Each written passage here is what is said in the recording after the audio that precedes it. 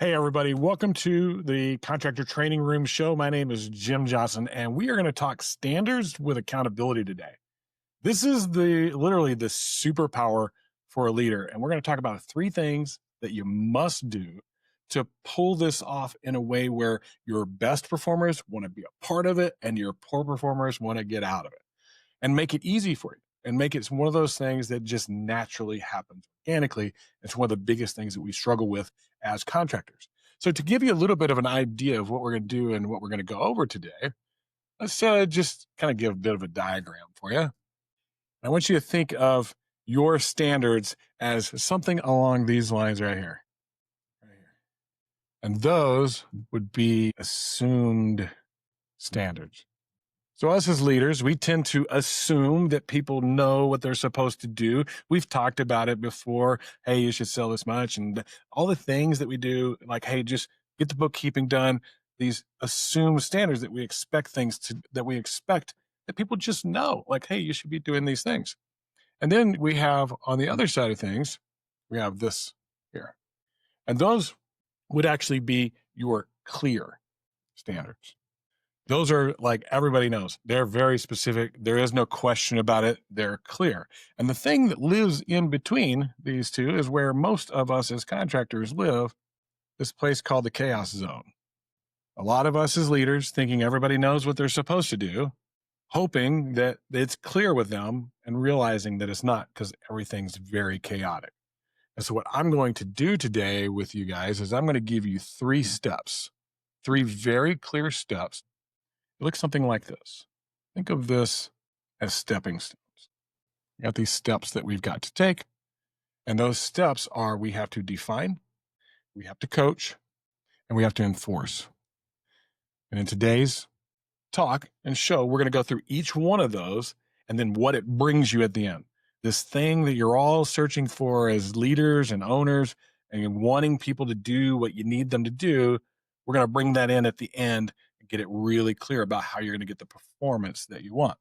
So let's talk a little bit about what it looks like to do this. But before I do, I got to bring a bit of refresher to what's happening right here for those of you that haven't seen any of the other shows and don't really know what's going on. You get, hey, we're talking about standards and accountability and that they're important. But where does this all come from? Where does it fall into all the things that we need to do as a contractor? So let's bring this up right over here. And this is what we've been working on for the last several weeks in this series. It's called the Contractor's Blueprint. And this blueprint has 12 pillars. And those 12 pillars are built on a slab. And that slab is built on solid rock, your guiding principles. These are your personal guiding principles that everything else is built off of. If they're compromised, everything's compromised. If they're ethical, moral, and awesome, you can have a long-standing, great, amazing business. And then when we're a startup, we just got some simple things we got to do. We got to learn how to create opportunities, sell them, build them, collect them, and make sure that we're profitable. That's really about what we have to do to generate enough revenue to start moving into the next stages of our business, which is where this scaling matrix that we call a contractor scaling matrix or growth matrix comes into play. There's 5 different stages that we go through after startup. We're a solo where we're wearing all the hats. We are an entrepreneur where we got friends and family. We start to become a real business where we become serious about what we're doing. We've always been a business, but we're actually getting serious now, turning into an actual business. And then we have growth.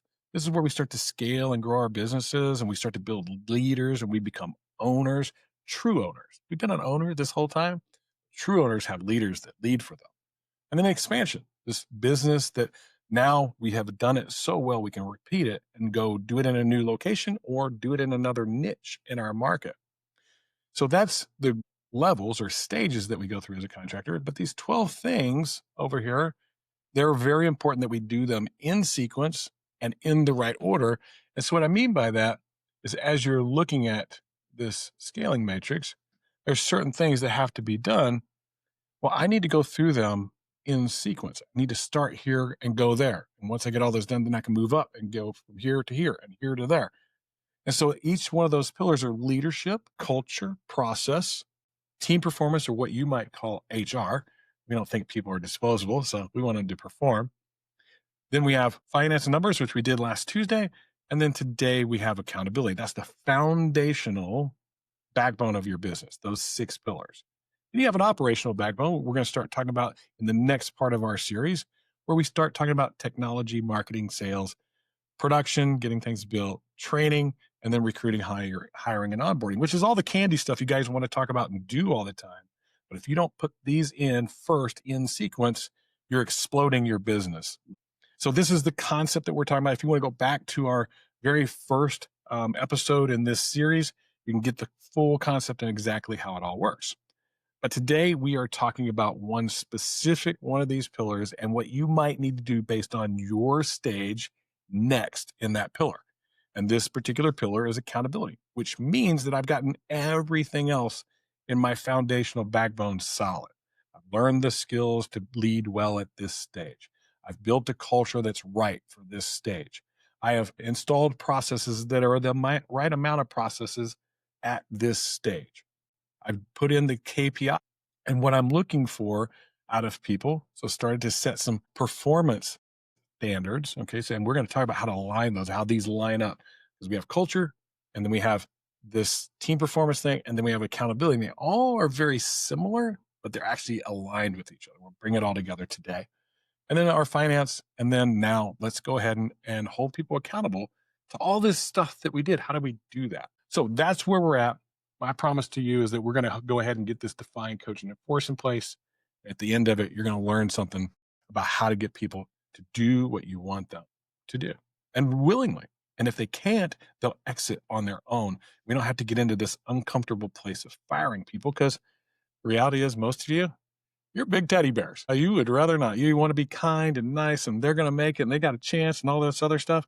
If you don't set standards, they're going to be around forever. And that's not you doing the right thing by them. It's actually you holding them back from their true calling. What it is they could actually be good at, you're holding them back by allowing them to do something they're poor at. So you either got to put them in a different seat on the bus for you, or you got to ask them to get off the bus. Or if you do it really well and you put in the right accountability measures, they'll raise their hand and say, "Hey, can I get off the bus, please?" Sure, that'll be great. Find somebody else that wants to ride this track with us. That's our talk today. That's what we're going to go over.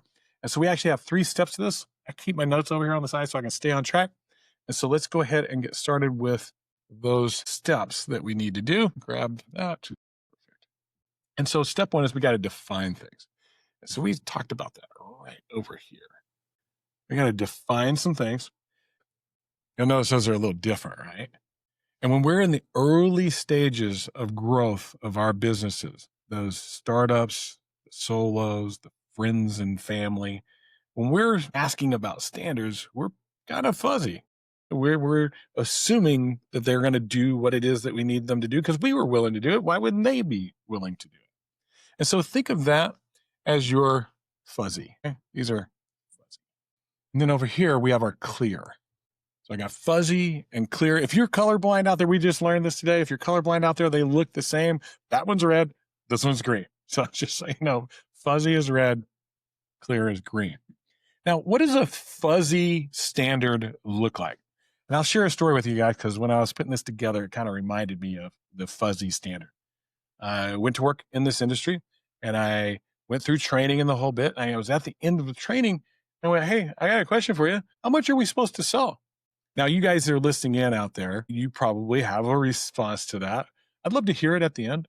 And I want to set a little bit of a tone for you right now as I'm getting into this.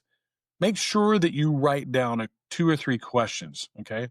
Write down 2 or 3 questions that may be really important to you to get answered at the end of this, because I'm going to hang out for a few minutes and answer some questions about setting standards and holding people accountable and how they align to your culture. And really, I'll go as deep as you want to get deep with it. So a couple of questions. The other thing is I want you to write 2 or 3 takeaways as you go through this. The golden nugget you learned, the thing that was important, the challenging thing, whatever it may be, I want you to get those written down so that we can share those at the end and help everybody get better. All right. So I want you to just kind of think for a second what some fuzzy standards are, but I'm going to give you some of the ones that I've been given as fuzzy standards. Here's the first fuzzy standard.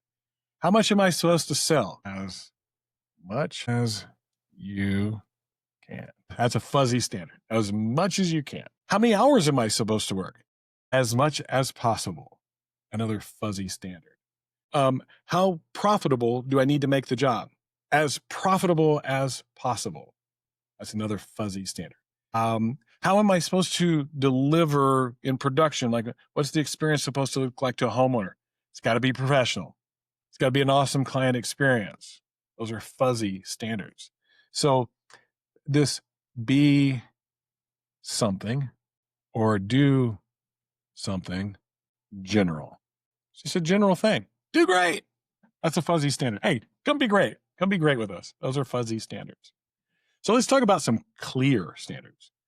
Before I add on to anything here, I want you to kind of think in your head, just what's a really clear standard? Something that's like absolutely clear to somebody. So I will give you an example. Sales guys, it's easy. Like you need to make 10 sales every month. That's a clear standard. There's no ifs, ands, or buts about it. That's the standard. Got to hit it. If you don't, can't be a part of this team.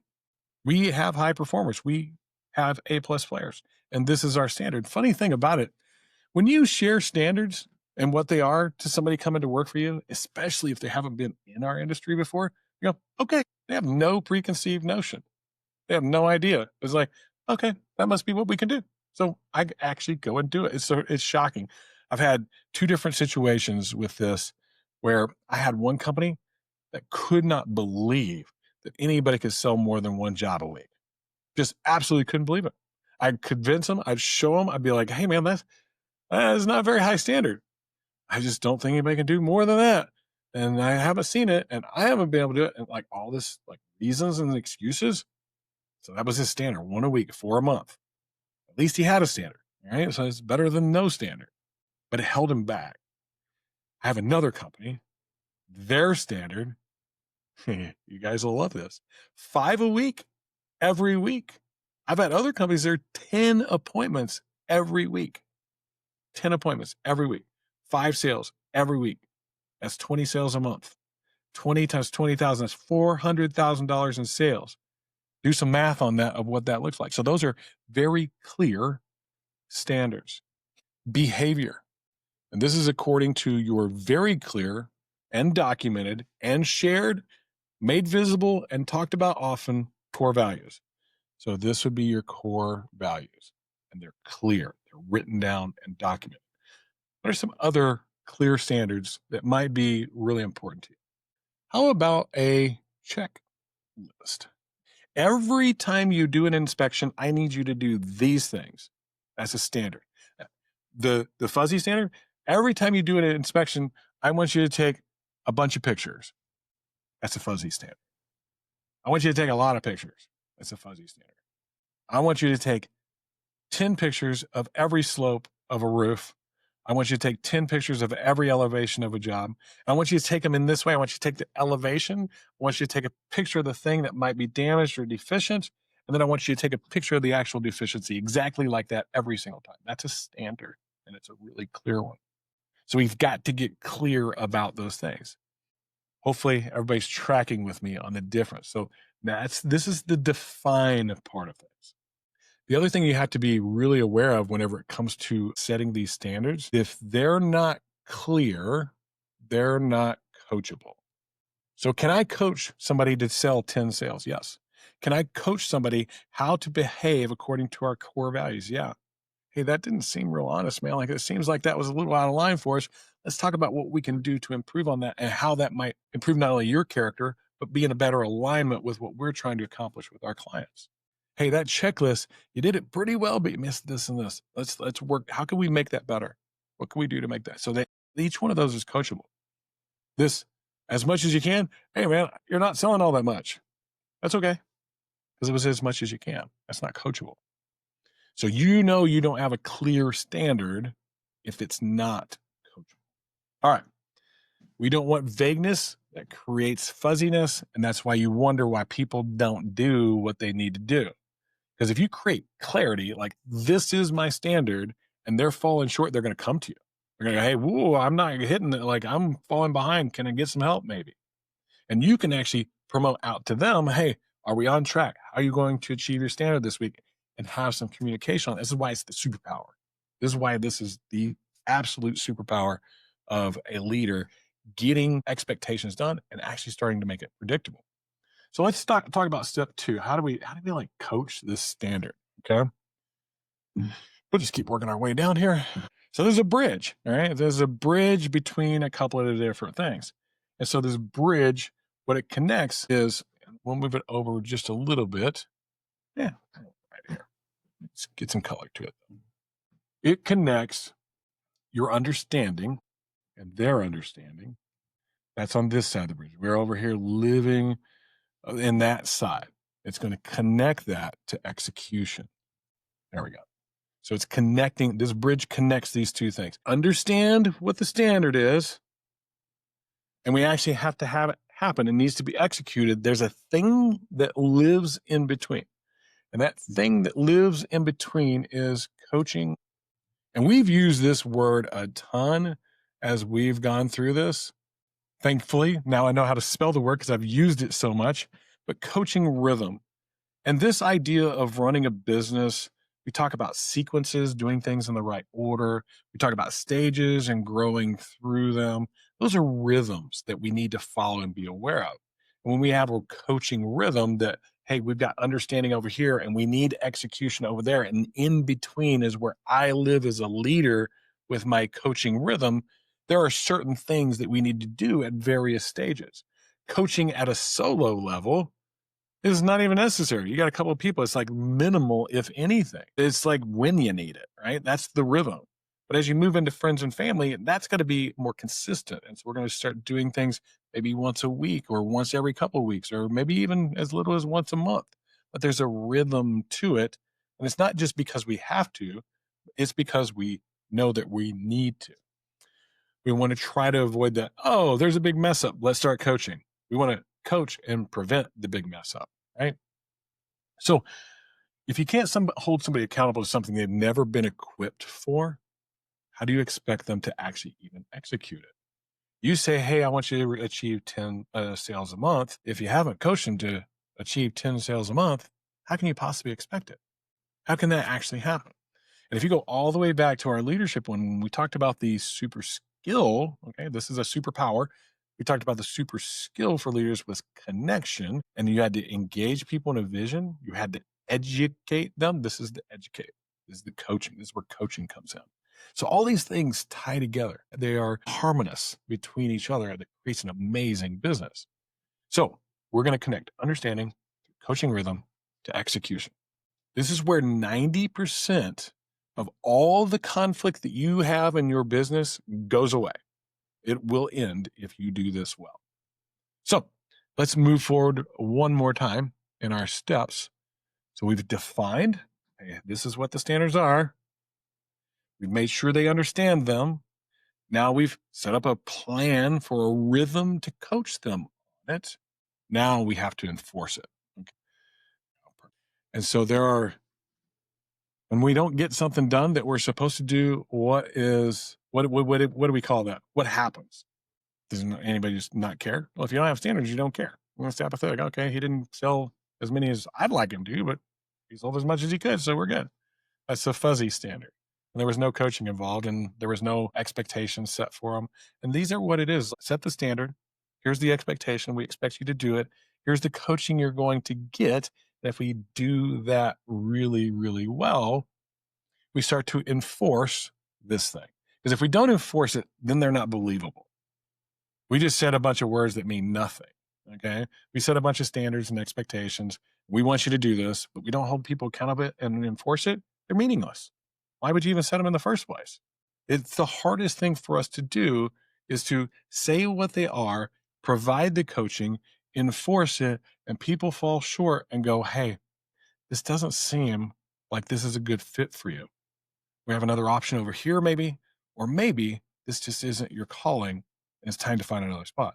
But if we put those things in right, we put them in well, like, hey, I'm not making 10 sales a week, and I know that's the expectation after being here for 45 days. Man, I need to go talk and get some help. I need to go get it. And I'm still not hitting it. Hey, man, I know this is the standard. Everybody else is hitting. I see it happening around me. I just, for whatever reason, don't seem cut out for it. Here's my stuff. Here's my iPad. Here's my shirts. Here's all my things. I got to go find a different thing to do. And so they self-regulate out of your situation. But how do you get that done well with your enforcement? Because I see one kind of enforcement most of the time, and then I see the really good enforcement rarely. So let's talk about what really good enforcement in step 3 of this really looks like. And so here on one side, we have the right color here. We have what you call punitive. And then here on this other side, we have professional. I'm just going to write pro for now. This is the 2 different types of enforcement. I can have punitive enforcement and I can have professional enforcement. Which type of enforcement do you do? I'm going to just let that sit for a second. I want you to really kind of like think about that for a second.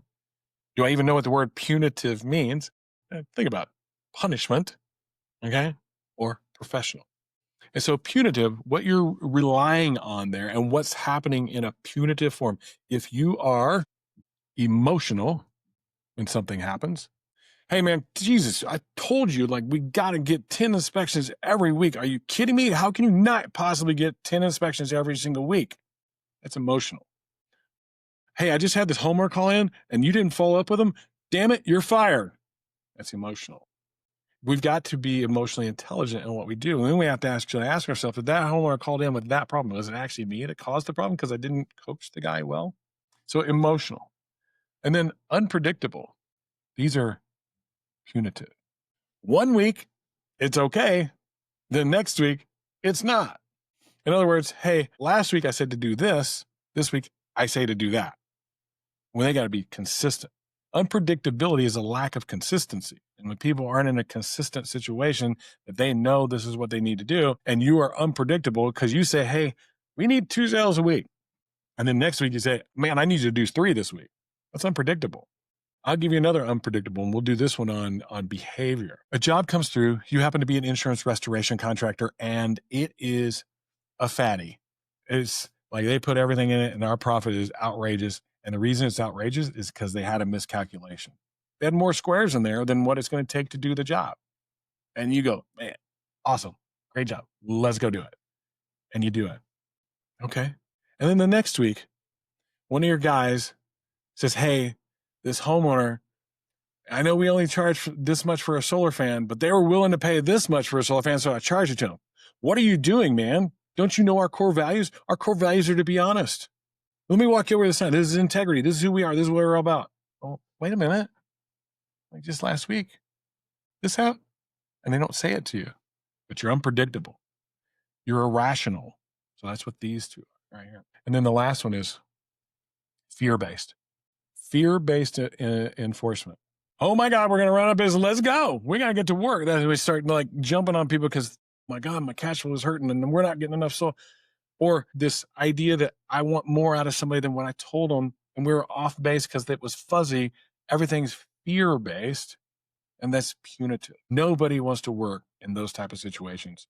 And I guarantee you, if you're dealing with turnover, it's very likely that you're a punitive enforcement leader. So what does it look like to be a pro enforcement leader? How do we enforce like a pro? Well, number 1, we are calm. Hey, man, just had a homeowner call in about this situation. They had asked you to call them back at this day and this time.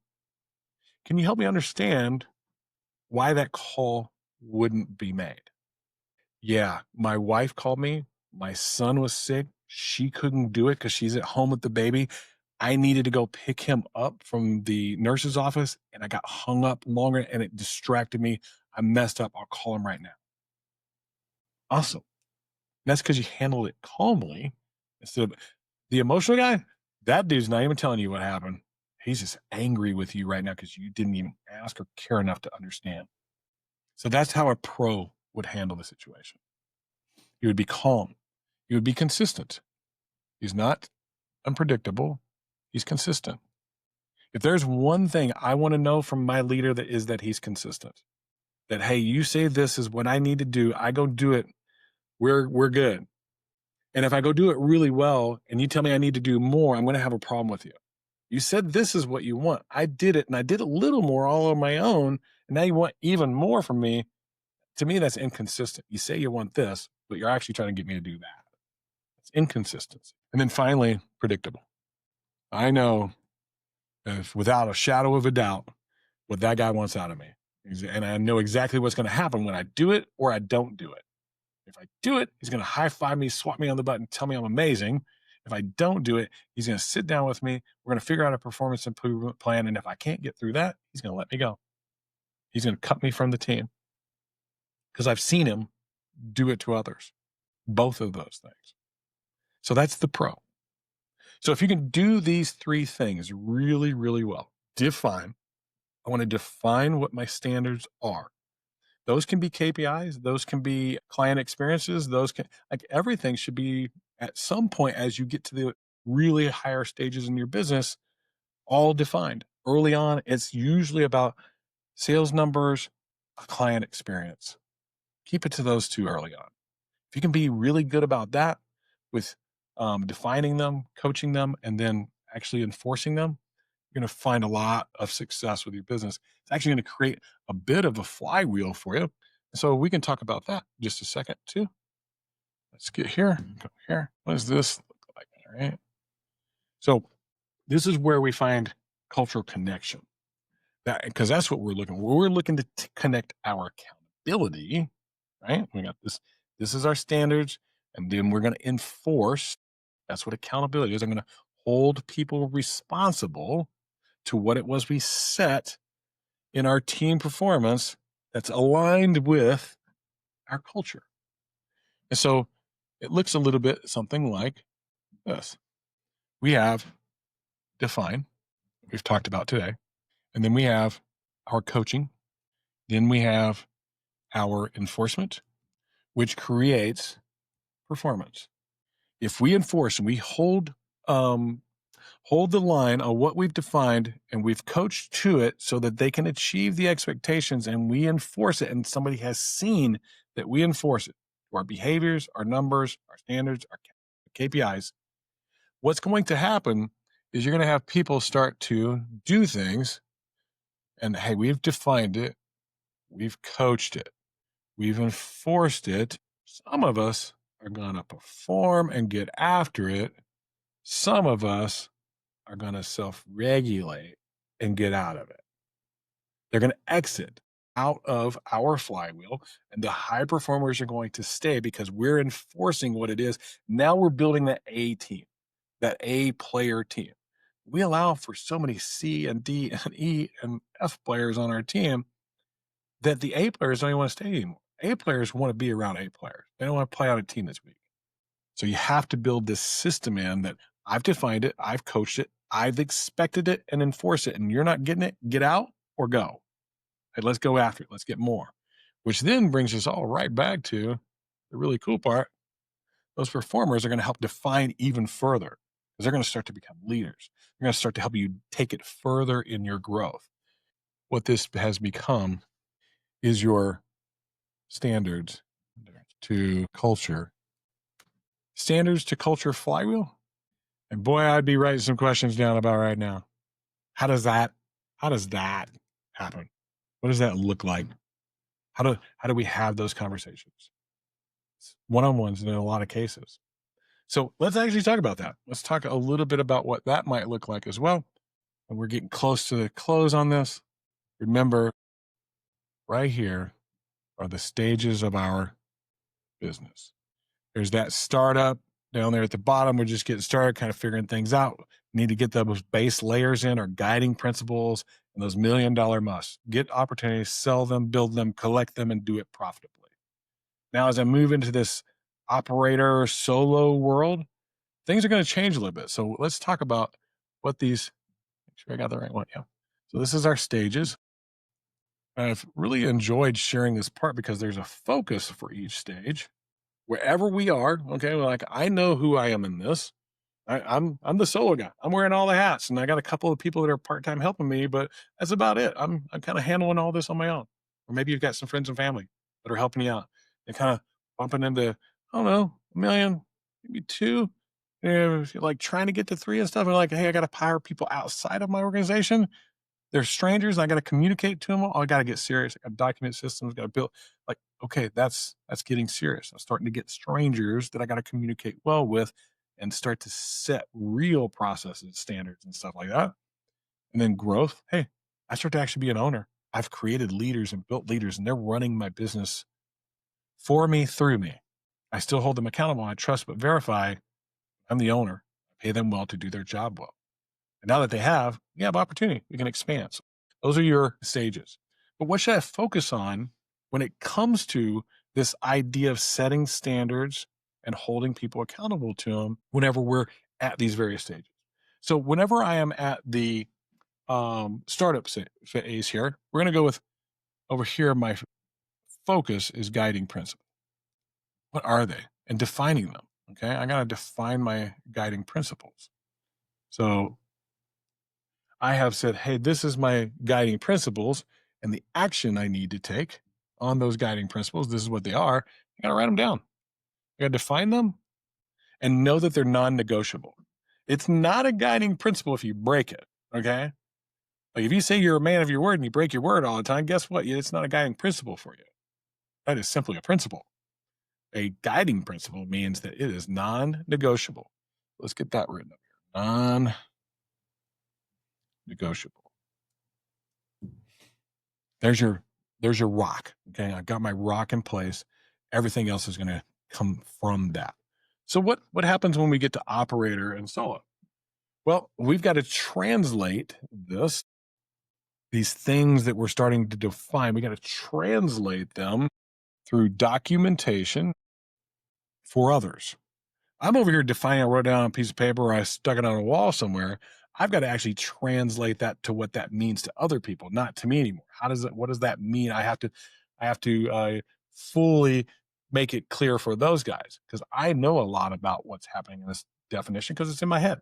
But now I'm going to have people outside of my head. I got to start translating it because it's not just for here, it's where I'm headed next, moving up to friends and family. So I need to start documenting when I'm in this stage so I can move to that stage.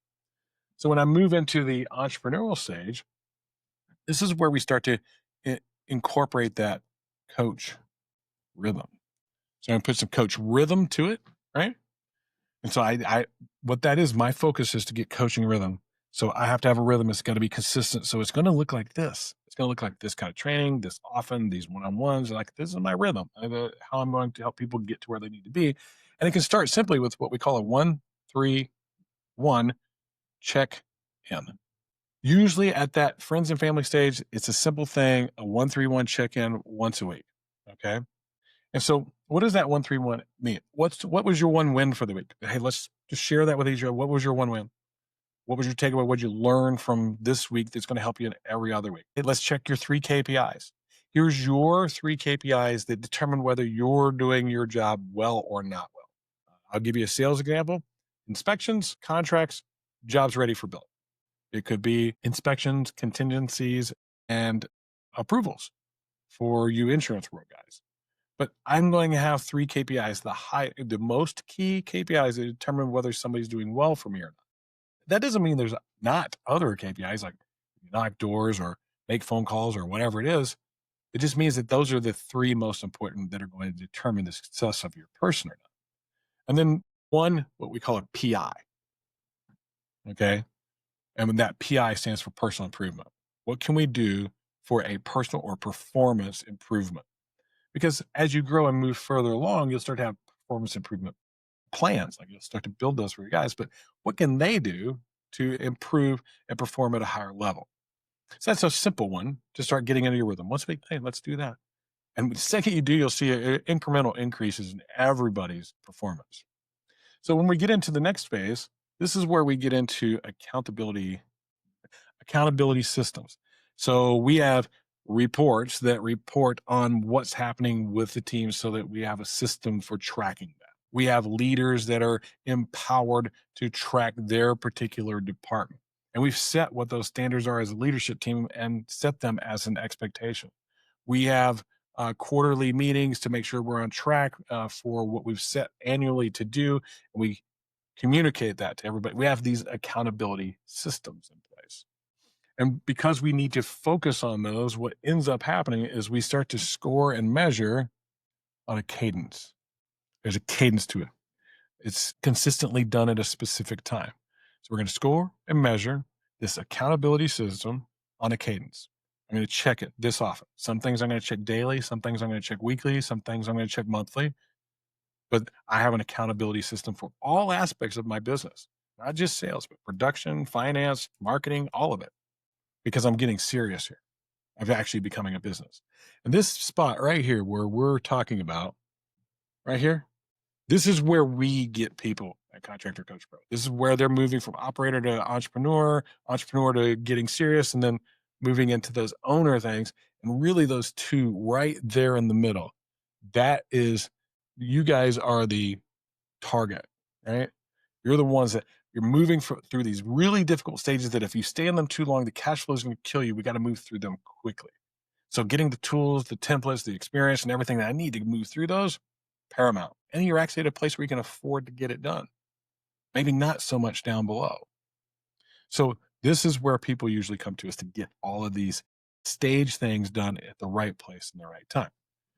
So next up, as we move even higher into the system, this is where we have what we call the cascade.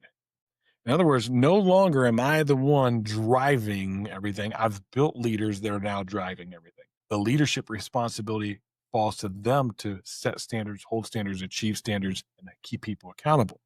There's this cascading effect. I'm no longer in charge of it, and they are. And so what do we have to do? We have to teach leaders to lead. That's the action we're doing. As the owner, I'm doing this right now to achieve that focus right there so that we can move to expansion. And so when we move into expansion, what's happening is we have a self-correcting culture. And our leaders have done it so well, the people that are involved in it know whether it's working for them or not working for them. They're self-correcting out of the system. And because that happens, I can now implement a low perform out. So low performers get out system. But they do it on their own. You'll know that you have this right if they're doing it on their own. So that is our training for today. We've walked through the 3 key things that you got to do: define, coach, and enforce. And then what you need to be doing. Here's my focus, the thing I'm focused on, and what I should be doing action wise in each one of the stages of your business, because we want you to do the right thing at the right time. Now, if all of this seems like a lot and you need some help with it, we can help with that. A couple of QR codes here.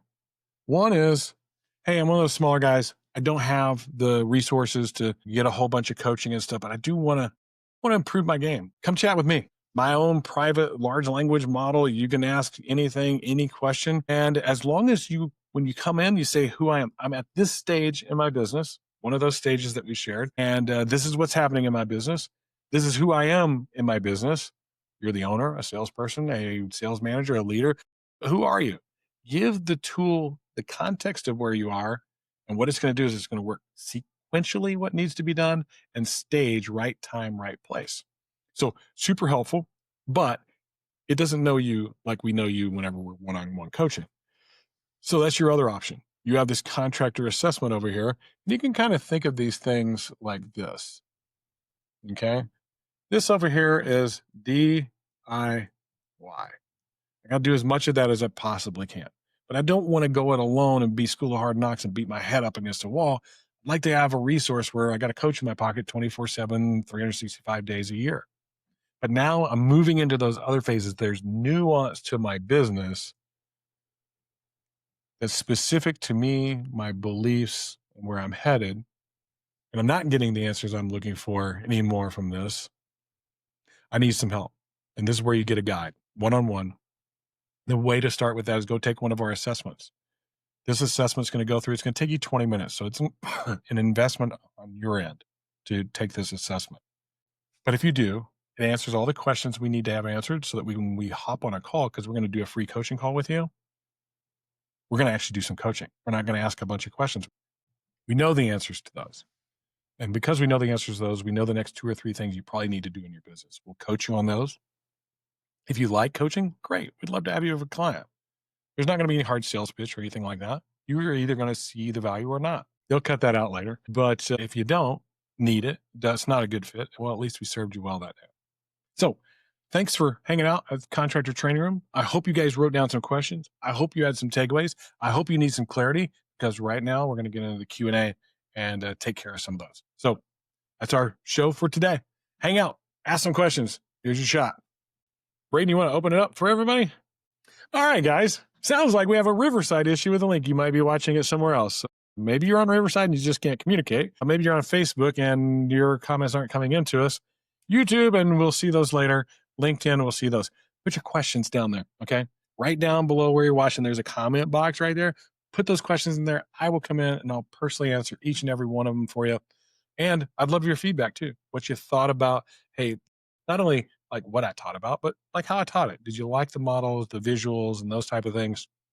And even more than that, I need accountability. What could I do better? What could I do better to raise my standard to provide for you guys even a better product? Thanks a lot for being here on the show. We'll get the technical issues squared away for our next one, which will be next Tuesday, where we're going to be talking about marketing, what we have to do in marketing from a stage perspective and sequential perspective as we work through this contractor's blueprint. The reason I'm doing all these, just in case you're wondering, is I'm trying to set a base layer, this base layer that I can always direct you guys back to as I start to dig into the very specific things later on. Like, for example, after the first year, I'm going to talk about technology and AI and how it's impact and all that other good stuff. I'm going to talk about PE companies and how it all relates back to this. All relates to back to every. You want to get bought by PE, man? You better nail this. You better be awesome at this. You want to avoid being bought by PE? You also better be great at this. So those types of things are really important for us to have this base layer so I can get into the things that I really enjoy talking about, which can move the needle forward in your business. But without this understanding, nothing happens in those others. That's it. We're out. Peace out. Go be good humans, and we'll see you on the next Contractor Training Room.